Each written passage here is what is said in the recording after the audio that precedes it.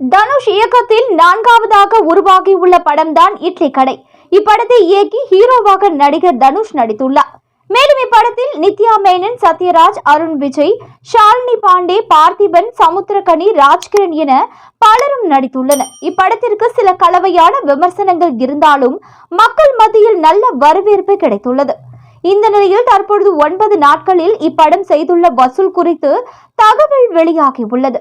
அதன்படி 9 நாள் முடிவில் தமிழ்நாட்டில் மட்டும் இட்லி கடை 55 கோடி ரூபாய்க்கு மேல் வசூல் செய்துள்ளது. மேலும் உலக அளவில் 100 கோடியை கடந்து சாதனை படைத்துள்ளது. இது தனுஷ் ரசிகர்களுக்கு மகிழ்ச்சியை கொடுத்துள்ளது.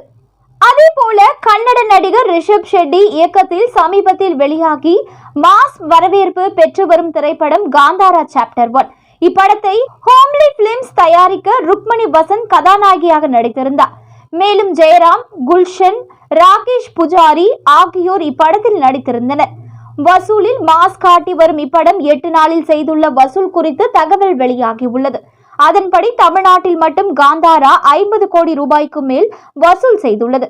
அதே போல 8 நாட்கள் முடிவில் உலக அளவில் 500 கோடிக்கும் மேல் வசூலை வாரி குவித்துள்ளது. காந்தாரா சாப்டர் 1 படம் பிரம்மாண்ட வசூலை பெற்றிருந்தாலும் தமிழ் படங்கள் இது போன்று வசூலை பெறாமல் இருப்பது வருத்தமான ஒன்றுதான். மேலும் இது போன்ற சினிமா செய்திகளை உடனுக்குடன் நீங்க தெரிஞ்சுக்கணும்னா நியூஸ் தமிழ் சேனலை சப்ஸ்கிரைப் பண்ணிக்கோங்க. உங்க நண்பர்களும் பார்க்க ஷேர் பண்ணுங்க. உடனுக்குடன் அப்டேட்ஸ்க்கு பக்கத்தில் இருக்கக்கூடிய பெல் பட்டனையும் கிளிக் பண்ணிக்கோங்க.